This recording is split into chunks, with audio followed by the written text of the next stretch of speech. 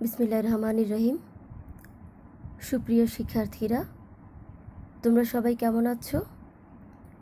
দীর্ঘ বিরতির পর আবার তোমাদের কাছাকাছি আসলাম। অনলাইন ক্লাসে তোমাদের স্বাগতম। আশা করছি তোমরা মনোযোগ সহকারে ক্লাস দেখবে। আজ আমি পাঠদান করছি বাংলা প্রথম পত্র। উল্লেখ্য, এখন থেকে যে ভিডিও ক্লাসগুলো অর্থাৎ অনলাইন ক্লাসগুলো হবে তা তৃতীয় শ্রেণী অভিক্ষার জন্য। ঠিক আছে, এখন তোমরা বই খোলো, বাংলা প্রথম পত্র বই খোলো। বই খুলেছ, সাথে তোমরা খাতা, কলম, লেসন প্ল্যান নিয়ে বসো। আচ্ছা, এখন তোমরা পৃষ্ঠা 72 খোলো। কি দেখতে পাচ্ছ? একজন পটুয়ার কথা। আজ আমরা একজন পটুয়ার কথা এই গদ্যাংশটি নিয়ে আলোচনা করব। প্রথমে আমি তোমাদের রিডিং পড়িয়ে দিচ্ছি, তোমরা আমার সাথে সাথে পড়ো। গুরুত্বপূর্ণ অংশগুলো আন্ডারলাইন করবে, ঠিক আছে? 1945 সাল পত্রিকায় প্রকাশিত হয়েছে সারা বাংলায় ব্যায়াম ও শরীরচর্চা প্রতিযোগিতার খবর। তাতে প্রথম হয়েছেন একজন শিল্পী। ছবি আঁকার স্কুলে পড়েন তিনি মিস্টার বেঙ্গল হয়েছেন। পত্রিকায় ছবি বের হলো, চারিদিকে হইচই পড়ে গেল। এভাবে যিনি সবাইকে তাক লাগিয়ে দিয়েছিলেন তিনি আর কেউ নন, তিনি শিল্পী কামরুল হাসান। তারপর অনেক দিন কেটে গেছে। 1971 সাল, মুক্তিযুদ্ধের বছর। পাকিস্তানি সেনা শাসক ইয়াহিয়া ক্ষমতায়। তার হুকুমে বাংলাদেশের নির্মম গণহত্যা হয়। তার চেহারাকে দানবের মতো করে আঁকলেন তিনি।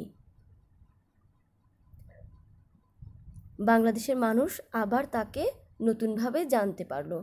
ইনি সেই কামরুল হাসান, শিল্পী কামরুল হাসান। বাংলাদেশের জাতীয় পতাকার চূড়ান্ত নকশা করেছেন তিনি। তোমরা এখানে আন্ডারলাইন করতে পারো। এখানে একটি প্রশ্ন পাওয়া যায়, বাংলাদেশের চূড়ান্ত পতাকার নকশা কে তৈরি করেছিলেন? এটি শিল্পী কামরুল হাসান। তার জন্ম কলকাতায়, বাড়ি বর্ধমান জেলার নারেঙ্গা গ্রামে। বাবার নাম মোহাম্মদ হাশিম, মায়ের নাম আলিয়া খাতুন। আচ্ছা, এখন তোমরা 73 পৃষ্ঠা বের করো, পরের পৃষ্ঠায় চলে যাও। দেখো, ছোটবেলায় তিনি যে স্কুলে পড়তেন সেখানে ছবি আঁকা শেখানো হতো। এভাবে আঁকার প্রতি ঝোঁক সৃষ্টি হলো। বাবা তাকে ভর্তি করে দিলেন কলকাতা মাদ্রাসায়, কিন্তু তার ইচ্ছা ছবি আঁকার স্কুলে পড়বেন। বাবা শেষে বাধ্য হয়ে তাকে ছবি আঁকার স্কুলে ভর্তি করালেন। বললেন পড়ার খরচ তিনি দেবেন না। পড়ার খরচ জোগাতে তিনি কাজ করেছেন পুতুলের কারখানায়। তবে কামরুল কেবল ছবি আঁকা নিয়েই ব্যস্ত ছিলেন না, পাশাপাশি শরীরচর্চা করেছেন। দেশসেবক তরুণদের সংগঠন ব্রতচারীদের দলে যুক্ত হয়েছিলেন। তোমরা এখানে গুরুত্বপূর্ণ অংশগুলিতে আন্ডারলাইন করতে পারবে। তাদের কাছ থেকে পেয়েছেন খাঁটি বাঙালি হওয়ার শিক্ষা। শ্রদ্ধা করেছেন গ্রামের সাধারণ ছবি আঁকিয়েদের, এদের পটুয়া বলা হয়। আচ্ছা, পটুয়া কাদের বলা হয় তোমরা এখান থেকে পাবে। নিজেকে পটুয়া বলে পরিচয় দিতে তার গর্ব হতো। ব্রতচারীদের নিয়ম নীতি তিনি মেনে চলতেন। এর মধ্যে ছিল খিচুড়ি ভাষায় বলিব না, ভুলেও ভুঁড়ি বাড়াইব না, খিদে না থাকিলে খাইব না, বিপদ বাধায় ডরিব না। এরকম অনেকগুলি আছে, দেখো তোমরা পড়ে নিবে, ঠিক আছে? পরের পৃষ্ঠায় চলে যাচ্ছি। তারপর দেখো, ব্রতচারীদের এসব শিক্ষা তার মনে গেঁথে গিয়েছিল। সবসময় তিনি সহজ সরল জীবন যাপন করতেন। কামরুল হাসান যুক্ত হয়েছিলেন শিশু কিশোর সংগঠনের সঙ্গে। মুকুল ফৌজের নায়ক ছিলেন। কিশোরদের তিনি ব্যায়াম শেখাতেন, সহজ সরল জীবনের কথা তাদের বলেছেন, শিখিয়েছেন সততা, শিখিয়েছেন দেশকে ভালোবাসতে, মানুষকে ভালোবাসতে। মানুষ ও দেশকে ভালোবাসতেন তিনি। সেজন্য 1971 সালে তিনি মুক্তিযুদ্ধে গিয়েছিলেন। 3 কন্যা, নায়ন, উকি ইত্যাদি তার ছবির নাম। আমরা তার মতো দেশকে ভালোবাসবো, ছবিকে ভালোবাসবো, মানুষকে ভালোবাসবো। আচ্ছা, তোমরা এখন শুনো, এখানে প্রথম আছে কি শব্দগুলো পাঠ থেকে খুঁজে বের করি, এটা শব্দার্থ তোমরা বইয়ের শেষ পৃষ্ঠায় পাবে। আমি তোমাদেরকে তারপর বলে দিচ্ছি, তোমরা খাতায় লিখে নাও। প্রথম আছে কি ব্যায়াম। ব্যায়াম মানে এখানে প্রথম আছে ব্যায়াম, এটি হবে স্বাস্থ্য রক্ষার জন্য শারীরিক কসরত। তারপর আছে হইচই, সাড়া বা গোলমাল। 3 নাম্বার হচ্ছে সেনা শাসক, দেশের শাসক হিসেবে সেনাবাহিনীর কর্মকর্তা। তারপর নকশা, চিত্রের কাঠামো বা ডিজাইন। মাদ্রাসা, ইসলামী শিক্ষাকেন্দ্র, দানব, অসুর অথবা দৈত্য, যে কোনো একটি দিলে হবে। কারখানা, যে স্থানে দ্রব্য সামগ্রী তৈরি হয়। ব্রতচারী, দেশ সেবায় যারা ব্রত পালন করে। সততা, সাধুতা। পটুয়া, চিত্রকর, যে পট বা ছবি আঁকে। সংগঠন, কিছু লোক মিলে গড়ে তোলা দল। মুকুল ভোজ, শিশু কিশোর সংগঠনের নাম। কিশোর 11 থেকে 15 বছর বয়সী ছেলে। তারপর আছে নায়র, নায়র অর্থ বিবাহিতা নারীর বাপের বাড়ি গমন। তারপর শেষটি আছে নায়ক, মানে নেতা বা পরিচালক। তারপর দেখো এখানে 2 নাম্বার আছে বাক্য তৈরি করি, খালি জায়গায় বসে বাক্য তৈরি করি। তোমরা এগুলি শূন্যস্থান পূরণ হিসেবেও শিখতে পারবে এবং বাক্য গঠন হিসেবেও শিখতে পারবে। আমি এখানে তোমাদের সুবিধার জন্য দেখো লিখে রেখেছি, তোমরা ভালো করে খাতায় লিখে নাও। ইয়াহিয়া সেনা শাসক ছিলেন। খ, ছবিতে ফুল পাতার নকশা আঁকা হয়েছে। গ, খারাপ কাজ করেও মানুষ দানব হয়ে ওঠে। ঘ, আমরা শিশু সংগঠনে কাজ করি। মিতুর মুকুল ফৌজের সদস্য। আচ্ছা, তারপর দেখো এখানে আছে কি যুক্তবর্ণ।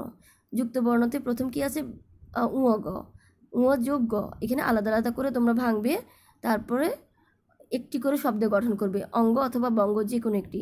তারপর শয়ততে স অথবা সযুক্ত, সমস্ত বা তিস্তা। এখানে সঠিক উত্তর দেখো, কামরুল হাসান মিস্টার বেঙ্গল হয়েছিলেন কোন প্রতিযোগিতায়? উত্তর হবে ব্যায়াম ও শরীরচর্চা।